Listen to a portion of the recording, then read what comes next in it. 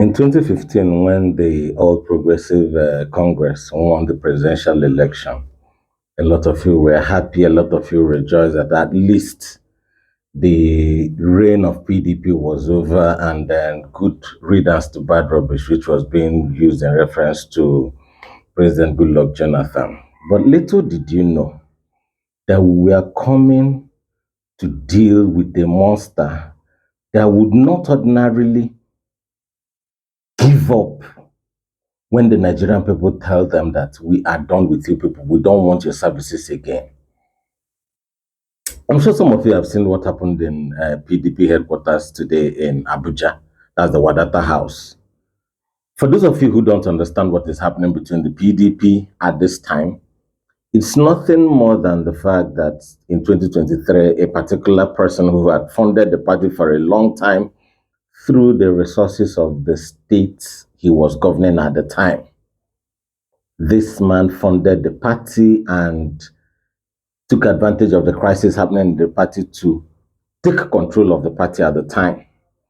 He did everything he could to make sure that he got the ticket to contest for the position of the president. Unfortunately for him, he didn't know that the people he was contesting with had other plans. Atiku Abubakar played a very smart one during the convention, and at the end of the day, he lost out. After losing out, he finally pitched his tent with the APC. This was a party he had all derogatory words for. He never at any time used any kind word towards the APC.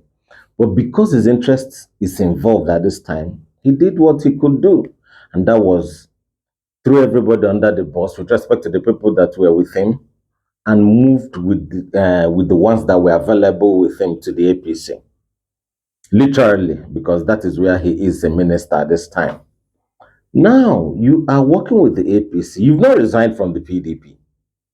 He had not resigned from the people, but he's working with the APC. And you are being told, allow the PDP to do its thing and to thrive on its own as an opposition party. Because what we're running in Nigeria is a democracy. But somebody would not allow the PDP to field a candidate in 2027 for a presidential election, as we are only conditioned for peace to be in, for there to be peace in PDP. And you're asking yourself, is this not a democracy that we're in? Why would someone be given that type of condition? Now, our grandfathers, who are men that still have some balls with them, went to Ibadan, held a convention, and said, okay, we are done with these people who are serving as clogs in the wheel of our progress, and expelled them from the party. Yet, these people will not allow the PDP to breathe. A particular man called Senator Sam Anya or Sam Dadi is out there embarrassing every one of us that are of Igbo descent. Because I can't understand how shameless a man will be to be playing this type of role. This is a democracy, for crying out loud. And again, I dare ask the PDP, for sake of context, we all know that the Association of Resident Doctors are on strike. And they've held this strike down now for as much as 17 to 18 days. And do you know why that strike is effective and why there is total compliance? Is because it's the young arm of the medical doctors that are carrying out this task.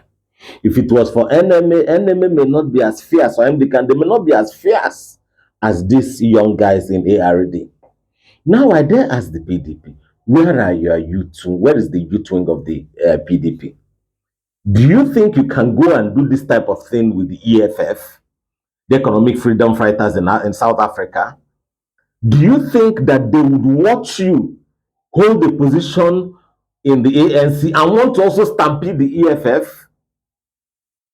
The PDP needs to look at itself, groom boys, groom young guys who are hot-headed, who are hot-brained.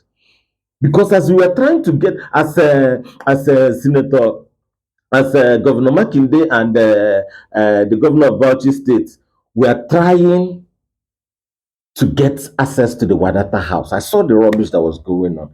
If the youths of the PDP were available, I bet you they'll push down even that protector, because it's always the young people that do the crazy things, that have the energy. Even in the military, it's still the very young officers who do the unthinkable in the military. So the PDP need to look at itself, galvanize yourself well, and groom boys who are strong on ideology, who understand what is going on, and who understand that they have to stand up and fight. I don't belong to the PDP. I don't belong to any political party at this time. But I can tell you that, assuming for any reason I was in any of these factions, I bet would dare you to do your worst. You are using police to block the opposition party's distant entrance, and yet these same police officers are people that are not being paid. I don't even know how much they are paying you people. At the end of the day, you grow old and suffer, because these guys in political offices don't care about you and I. How long are we all going to be pawns in these people's chessboards? Have we not suffered enough? Why can't these people allow an election to hold? If they lose, let them lose. But here you're trying to use force to muzzle everybody to do your bidding. At the end of the day, you still say that we are practicing democracy. Look at what is happening in the north. Look at the way people are there. Look at the way military officers are dying. You will not deploy these jobless police officers and other security people to that place. Of course, but when you still deploy them, you don't even give them resources to work with. So it's a double jeopardy for us in Nigeria. And if you don't understand what is going on and speak up at this time, when the chicken comes home to roost, you also be a victim.